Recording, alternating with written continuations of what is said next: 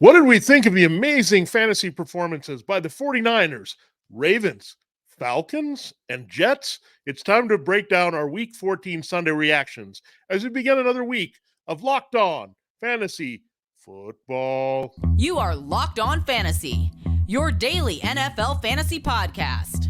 Part of the Locked On Podcast Network. Your team every day.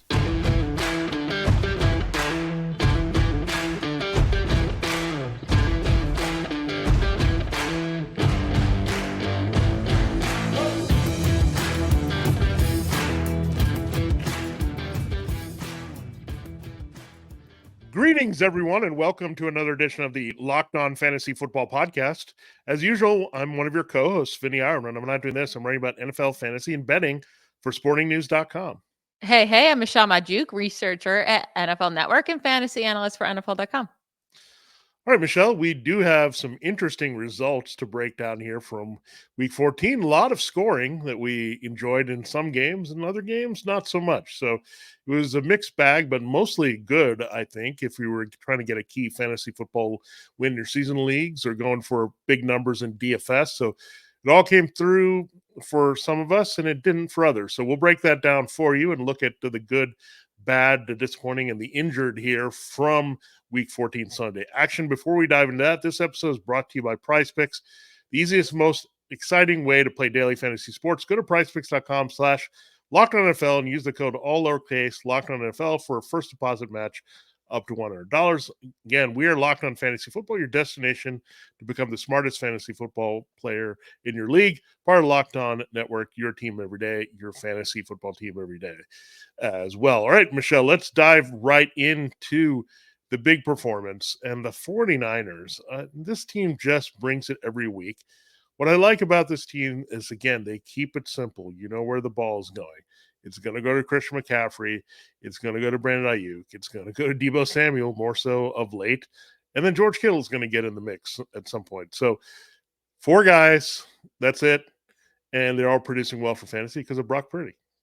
Yeah, this is what's great, right? With Jimmy Garoppolo, you couldn't have all 4 guys. I mean, I know Jimmy Garoppolo didn't really get to play with Christian McCaffrey, but you didn't get all these pieces performing, right, at one time. They would all kind of take their turns. It seems like with Brock Purdy really developing into this really great quarterback, he's able to feed all these guys. They all had a really good fantasy week, or at least a lot of yards, right? So even Ayuk, he puts up 126 yards. He has a solid fantasy day with over 16 fantasy points. He did have that fumble loss, took a couple points from him, and then no touchdowns, but still great day. Kittle has that long touchdown and ends up having a nice day. And then Deebo ends as the wide receiver 1 on the week. He's now had back-to-back weeks with 34 and then 35 fantasy points, has scored a rushing touchdown in 3 straight games. He's been on fire. And the 49ers have a really nice schedule the rest of the year. Guess who they get to play next week? The Cardinals. I mean, all of these guys should go off yet again. It's really fun to roster any of these 49ers players.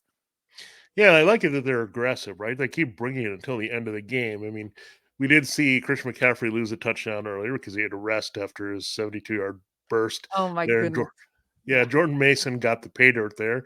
But you don't see that on the back end of games very much, right? Where it's good to have a little bit of resistance. The Seahawks were just in it enough where the 49ers had to keep bringing it. Look, the Cardinals, they might not stand it, but it was another big point spread, and the 49ers actually did not cover in some spaces here. So when you look at that, I mean, if they're keeping the other team just enough in the game, that's going to be good for all these fantasy assets continuing to be involved, and you get Brock Purdy throwing. What I like about Brock Purdy, again, gets all these guys involved, is very efficient. If he's struggling with those little plays, he's going to hit on those big plays as well to come through. So I love it every week. Now, we will get into the Ravens-Rams game, which was insane, given that it was in rain and some bad conditions there in Baltimore. But how about this Jaguars-Browns game? We had 2 surprise shootouts. This is one of them. Joe Flacco comes out. David Njoku, Evan Ingram. We thought it was a bad matchup for both of these guys. We know about Harrison Bryant, and Njoku goes off. The Browns allowed nothing to tight ends. Of course, Evan Ingram goes off on the other side as well. So, look, if you had Amari Cooper or Calvin Ridley, the 2 Alabama guys, you weren't all that thrilled. But look at Travis Etienne gets in the end zone. Kareem Hunt scored. Flacco with 3 TDs. Lawrence with 3 TDs playing on that high ankle sprain or whatever it is. I mean, he looked healthy. He was running around. So you got to love this where Trevor Lawrence played and he facilitated most of the guys there in this offense. Yeah, it's pretty wild when you look at the Jaguars side, right? Evan Ingram has 12 targets. Calvin Ridley had 13 targets, only turned into 4 receptions, 53 yards, but still good to see he got 13 targets. And then Zay Jones with 14 targets, turned into just 5 receptions, 29 yards. But the Jaguars get the Ravens next week. I think after what the Rams just did to them, I feel like they're not as scary of a defense at the moment. They have some injuries in the secondary. So I'm not too scared away from that. Trevor Lawrence looked on and off, right? He had 3 passing touchdowns. So you're happy with that, but also threw 3 interceptions. He ended with a fine fantasy day, ended as a quarterback 14 on the week with those 17 and a half fantasy points. You're fine with that, especially in this really tough matchup if you had to start him.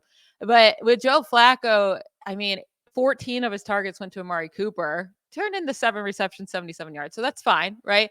But I think that's also promising moving forward as well for Amari Cooper. David Njoku gets heavily involved. So the Browns get the Bears next week. Like, is Joe Flacco a guy that you can actually start moving forward? Because this is his second straight good fantasy week. It's kind of crazy. Yeah, I mean, Joe Flacco, 2 top 12 finishes coming out of nowhere, right? In the year 2023. And it's not Baltimore, it's Cleveland he's doing this for. So he was never a great fantasy quarterback when he was with the Ravens all that much. He had one hot streak in the playoffs and they won the Super Bowl. That was when he put up the biggest numbers of his career, but it was never like that, partly because he had a defense. But Joe Flacco reminds me a little bit of Vinny Testaverde back in the day where he would go to a team and he would just bounce around, but he was always on call and he would deliver and come through. And a little bit, well, Ryan Fitzpatrick is in him too, right? Where he can quickly adjust, get off the bench. We know he has a strong arm. He can make all the throws. And then he's very adjustable. So they're keeping him as the starter going forward. Look, the Bears matchup is not as juicy as we think now, right? The Bears defense is playing a little bit better, but Flacco's played 2 straight games well. This game's at home in Cleveland next week. So I think it'll be interesting. And then Lawrence on the other side, I think you got to play him against the Ravens because we saw, speaking of Flacco's old team, that defense struggled against the Rams here. And look, the Ravens were putting up numbers as well. So we could have another shootout just with a little different teams. You have 2 straight losses by the Jaguars to AFC North teams, but they get the Ravens next. So Lamar Jackson, you have to say that his day was amazing with Odell Beckham Jr. came through in the revenge game. Isaiah Likely came through for Mark Andrews and Zay Flowers having that big play at the end with the touchdown. So, look, this is what we want to see. These offenses using their primary weapons and going off. And Rams, look, stop fading the Rams. They're going to get it done even in these toughest defensive matchups we found out the last 2 weeks. Yeah, I've been nervous about Matthew Stafford because it's like, okay, I know he's had, going into this week, I was like, okay, he's had 2 straight games with over, 3 passing touchdowns or more, but can he really do it against the Ravens? And he did, right? In Baltimore, and not a nice weather game. He still put up nearly 300 passing yards and 3 touchdowns. They get the Commanders next week. Yes, please. Yeah. Like Stafford, Cooper Kupp, Puka Nacua are all, going to be exciting plays for next week with a really high upside. And like you said, I think Lamar Jackson, we've been waiting for Gus Edwards to stop stealing his touchdowns, right? The running backs needed to stop stealing Lamar Jackson's touchdowns. And that's what happened finally in this game. He got the passing touchdowns. That's how they scored. All of these passing weapons looked really good for him. And it's nice to see Isaiah Likely be used so much because we need more of those tight ends with all the injuries that we have at that position right now. Yeah, looking at that, and then you had Davis Allen on the other side come through. Yeah. Tyler Higbee steps up and steps out, and then you have this guy coming in, and he's a kid from Clemson. He looked pretty good, and the Commanders, look, you can throw on the Commanders, so it's going to be great. Knowing how this league goes, they'll probably have a clunker against the Commanders after lighting up these 2 very good defenses. But I think this is Sean McVay, a product of a good system going well here. And if you have a good system and you've got the players in the right roles to do it, you're going to get the production. I think that's also in play for one of the other quarterbacks we will talk about there in our next segment. We'll also look at some of the big injury updates. There were a lot of them as well. We'll get into that in our final segment as well. So a lot of things to cover here as we react to the Sunday action week 14. Before we do that, we got to hear from one of our fine sponsors. This episode of Locked On Fantasy Football is brought to you by DoorDash. And look, we both need a pick me up there, whether it's Sunday or we're working late one of these nights, breaking down things around the NFL and fantasy. Michelle and I know what it's like to need someone to come and take care of us there from the outside. And DoorDash is going to do that for you. Right now, there's a special offer. You can get 50% off up to a $10 value when you spend 15 or more on your first order. That's at the DoorDash app, and you can enter the promo code LOCK23. Look, they've taken care of me for lunch, dinner, whatever I need. They do the trips to the grocery store there. Basically, all that you need for game day, they got you covered. Anything you need for late night, they're going to come through for you as well. So good stuff here that you're going to get from DoorDash from all your local favorites as well. Talked about where I got lunch there last week at Enrico's down the street here, and I was really appreciative of that because I was just ready, hungry after the show, and typically we are because we're recording in the middle of the day. And DoorDash is going to cover us then. They're going to cover you whenever you need them as well. So go to DoorDash and get that app. Get a 50% off up to a $10 value when you spend 15 or more on your first order. When you download the DoorDash app, check it out there. That's 50% off up to $10 value, spending 15 or more. Just enter the promo code LOCK23. Subject to change. Terms do apply. All right, Michelle, it is that time to continue the show here in a moment, but I do have a programming reminder that you guys need to know here that check out the 24/7 streaming channel on YouTube from Locked On. Locked On Sports Today is here for you around the clock, covering the top sports stories of the day and the next day with the local experts of Locked On, plus national shows covering every league. Go to Locked On Sports Today or YouTube and subscribe to the first ever national 24/7 streaming channel. All right, Michelle, the quarterback I was talking about, alluding to before the break, system sometimes delivers, and you got to hand it to Zach Taylor. They're really coaching up the Bengals well. Jake Browning looks very comfortable. He's using all of his weapons. They've started to unlock Joe Mixon and now Chase Brown. T. Higgins came to life. Jamar Chase even had a quiet game. You had Tanner Hudson and a lot of these other guys come through. So, and I also like Jake Browning with his legs as well. So, Browning versus Minshew, I think we got a pretty clear answer in that Bengals Colts game. Yeah, Jake Browning. I mean, he looks good, right? And like you said, it's crazy that it wasn't even Jamar Chase putting up these numbers for him because Jamar Chase had a really terrible game, right? I mean, he had 3 receptions, 29 yards, no touchdowns. Worst fantasy game of the year, I believe. So yeah, it wasn't pretty for him, but you keep plugging him Jamar Chase because Jake Browning does look good. And he is going to get him involved, hopefully, as we move forward. They get a tougher matchup against the Vikings this week. The Vikings have been a randomly really good defense, right? And they just held the Raiders to 0 points this last week. Now, I have more trust in Jake Browning in the Bengals offense than I do with Aiden O'Connell and the Raiders offense, but still, it's a tougher game. We'll see what happens there. But Jake Browning, I mean, he's looking like you just plugged in another Joe Burrow. It doesn't look all that different on offense. They're getting it done. Joe Mixon is great with how much they're relying on him now that Joe Burrow's out. Chase Brown's getting it done. We're going to have to talk about him on our waiver wire show tomorrow because this is the second straight week he's had fantasy relevance. So it's fun to see this. I'm just excited that we have an offense that we thought was going to completely disappear because of a backup quarterback, but it hasn't. It's still there. We can still utilize them for fantasy, and they're still fun to watch. And I love to see that for the Bengals.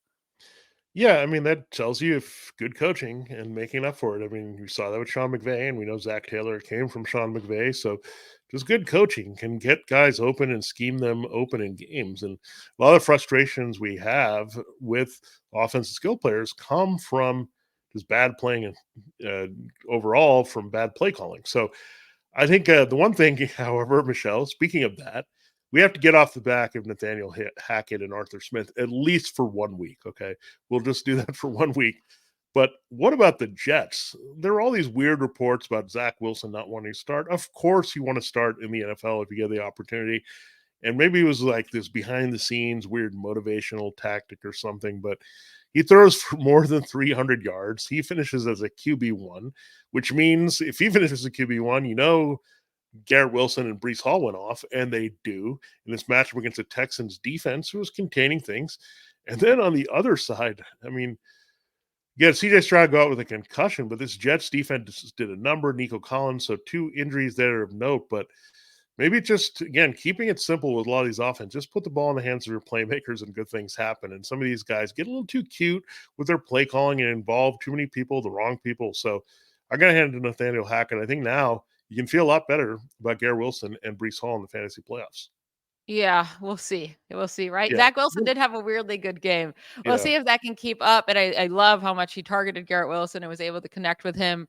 That was great to see. Breece Hall still was struggling on the ground a bit, only got 10 carries, 40 yards, but was utilized as a receiver so often that it didn't really matter. Had 9 targets, 8 receptions, 66 yards, and a receiving touchdown. So Breece Hall ends up having an amazing day. After he needed that, right? It's been a Yeah. long time since he's had a good fantasy day. That's really nice to see. They get the Dolphins next week. They've been a tougher defense since Jalen Ramsey came back. We'll see them play tonight on Monday Night Football against the Titans. We'll see how their defense looks again. It really disappointing on the Texan side of the ball. We figured it probably would be, right? Rainy Yeah. game against Not the this Jets. disappointing. Yeah, but we didn't expect Stroud to be 91 Out. passing yards and 10 completions. Now, he did have to leave early with that concussion. Hopefully, he's okay for next game. But he didn't have Nico Collins because he got injured right away with a calf injury. Didn't have Tank Dell because of the injury from last week and won't have him for the rest of the year. And then Noah Brown again goes the whole game without a single reception. I mean, he had 5 targets, 0 receptions. So apparently Noah Brown was just good for those 2 weeks and then he's done.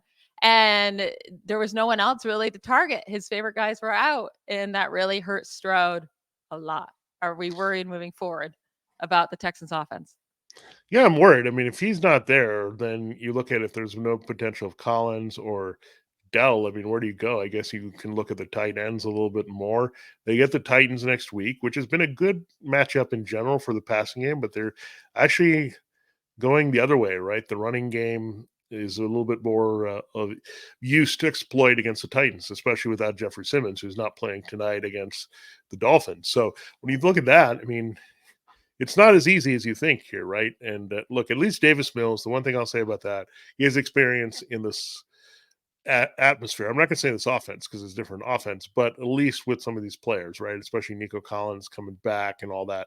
But again, Noah Brown, Dalton Schultz, these guys weren't there. They came from the Cowboys last year. So we'll see. I'm just not feeling it. If we have to see Davis Mills here in that matchup, I don't know if I feel it. Davis Mills versus Will Levis. It actually would have more appeal than Aiden O'Connell versus Easton Stick. We'll get into some injuries that we have there that are causing that matchup. But Michelle, this was the week. Finally, I know we're always hoping for Bijan Robinson to do well. We're wondering why they don't use Drake London more. And of course, you're always wanting to dump Kyle Pitts out of the top 20 every week. But somehow Top these guys 12. can I all dump him out of the exist. top 12. Yeah, well, yeah, but he's probably scoring around top 18 or something right now. So, but he scored.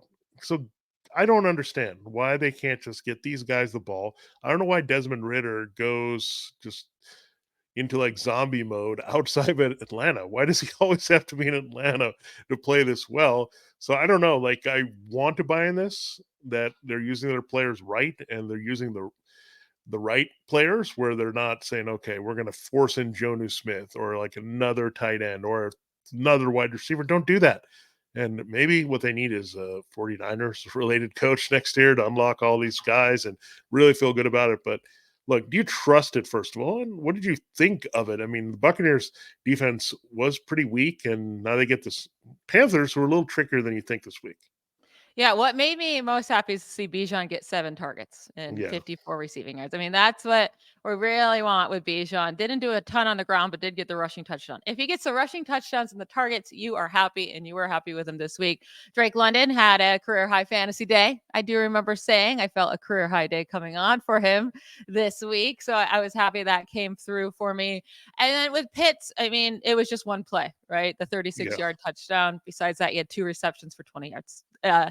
Actually, Jonnu Smith did have more receptions and targets than Pitts in this game. Just didn't have that long touchdown. That was the difference there. So if you get that long touchdown from him, you'll be happy. If not, you won't be for the rest of the time. But they get the Panthers, like you brought up, but in Carolina. Yeah. So you just said Desmond Ritter forgets how to play outside of Atlanta. So probably all these guys end up going back to what they've been, besides hopefully Bijan Robinson, who has been getting more, work as of late.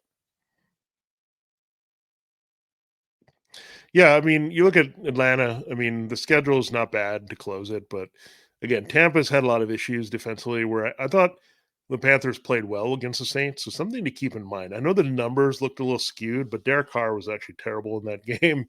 They just had some big plays that worked out. Right, they made a defensive play to score. Then they had other things going on with Alvin Kamara, and then you had a random Jimmy Graham touchdown. So, look, I think the Panthers are tougher, so I would not feel great about any of these guys except for Bijan. I think you're right on that this week in Carolina. Yeah, I am excited for Bijan. The rest of the time, I love that he's getting the goal line carries, getting those touchdowns, and getting the receiving work. Great to see. Drake London and Kyle Pitts will just be week to week, depending Yes, on definitely week to week. matchups. To end our episode in our last segment, we'll talk about a couple more teams that had some bad offensive performances, Ugh, including Patrick Mahomes, dude. Like, pick it yeah. up. We need you to do more for fantasy. So we'll get into that after we hear from one more of our sponsors. This episode of Locked On Fantasy Football is brought to you by Prize Picks. Do you love playing daily fantasy? If so, try out Prize Picks. Prize Picks is a skill-based, real money daily fantasy sports game. How does it work? You pick 2 to 6 players, and if they go more or less than their Prize Picks projection, you can win up to 25 times your money on any entry. Prize Picks adds a ton of excitement to the sports viewing experience. Players can choose from a vast selection of sports and stat types not offered anywhere else. Plus, Prize Picks even offers a reboot policy so that your entries stay in play even if one of your players gets injured. If you have a player who exits the game in the first half and does not return in the second, that player is rebooted and will not account against your picks. Prize Picks is the only daily fantasy sports platform with an injury insurance policy. It's so huge. So huge and so awesome. Vinny and I will go through our favorite Prize Picks of the week on our Friday show as always. But if you want to get in on the action for the Monday night games, my favorite pick for tonight is Dolphins running back Devin Achane to have more than 13 fantasy points versus the Titans. To place this pick or other picks for tonight or next week's slate of games, all you have to do is go to prizepicks.com/lockedonnfl and use code LOCKEDONNFL for a first deposit match up to $100. Again, that's prizepicks.com/lockedonnfl and use promo code LOCKEDONNFL for a first deposit match up to $100. Daily fantasy sports made easy. All right, let's talk about Patrick Mahomes and this Chiefs offense, right? I can say at least Rashee Rice did his thing. He looked good. And Travis Kelce did his thing. He looked good. So if you started either of those guys, you're happy. But Patrick Mahomes has not done well for fantasy since week 7. He hasn't scored 3 touchdowns in any game since week 7. And he's only scored 3 touchdowns in 2 games this year. What is happening with him in this offense?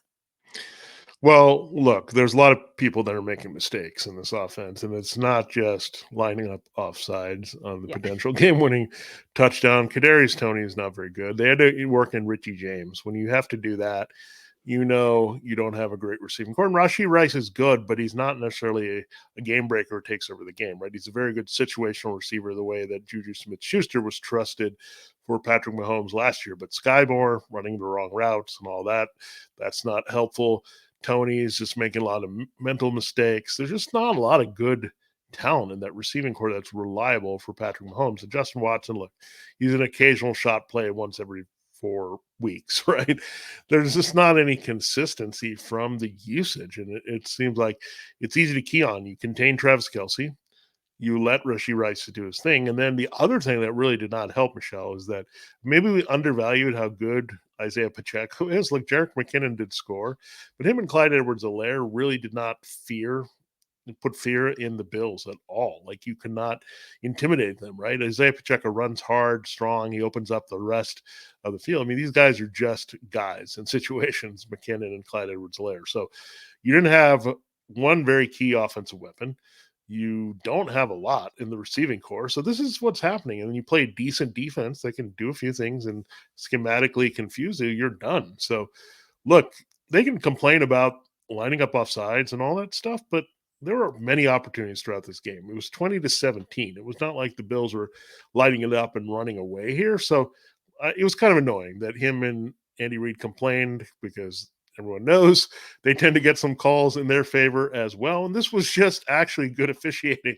That they not want them to call something that was against them that was actually good officiating. So I'm confused here. So we'll see if it comes back to get them. Now, they get the Patriots this week, and Michelle, that's not good because And it's in New England. yeah, I it's don't not like that. good because Travis Kelce, they're going to say, look, we're going to try to contain Travis Kelce and hey, try to beat us with these other guys, right? That's not good.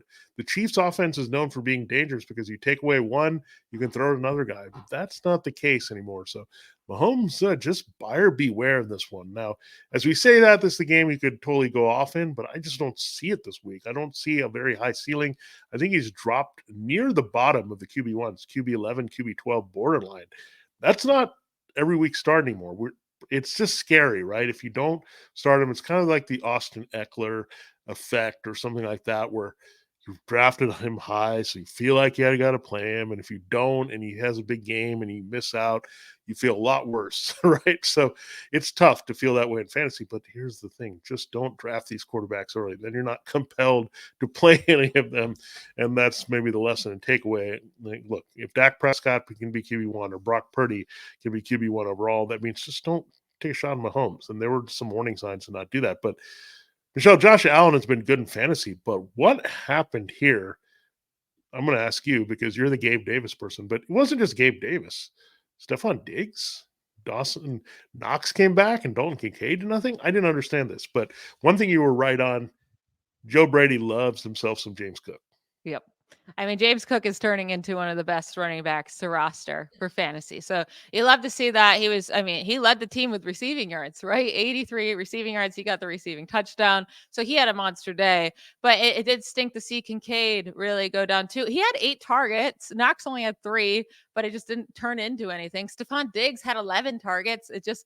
Teams are really doing a good job making sure all of Diggs' receptions are super short. Like they're doing a really good job covering him for a pretty long time now. It's been a long stretch of games where he's really been able to just like kind of dominate defenses, even just intermediate routes. It's not happening there for Diggs. And then Gabe Davis, another game with 0 yards. I don't know what to tell you. It's going to go, he's going to have huge games and he's going to have 0. You're either going to get 0 points or 20 points. There's nothing in between for Gabe Davis. They are home this week against the Cowboys.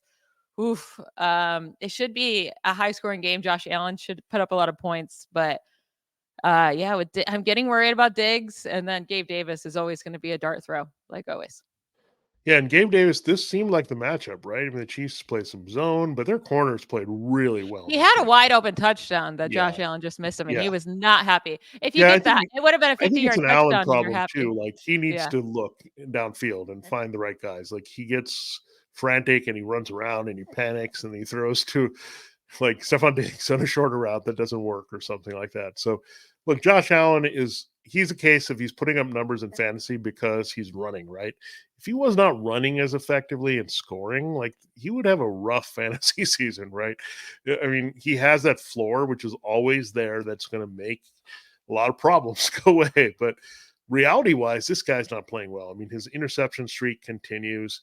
And you look at Gabe Davis. I think he's playing great. He leads the league in touchdowns. It's just the interceptions, right? But well, I didn't know, necessarily. but they seem to come at bad times. I don't know. Yeah, like I think thought he's just a little bit on an island here, trying to make some plays. Where I feel like they don't necessarily have a real plan. Like you don't know if like okay, is this a Khalil Shakir inside game, or we're going to go to the outside and take some shots? Like Gabe Davis's inconsistency tells you everything, right? How does he go from having a big role, making big plays, to like 0 every other week? Like it doesn't make any sense. Well, I think the thing you have to look at is Cowboys. I mean, they play a lot of single coverage. They're the single coverage team. That's not Gabe Davis's jam. So I'm not sure if it's going to get better. And I don't know. It's hard to trust someone with that much volatility.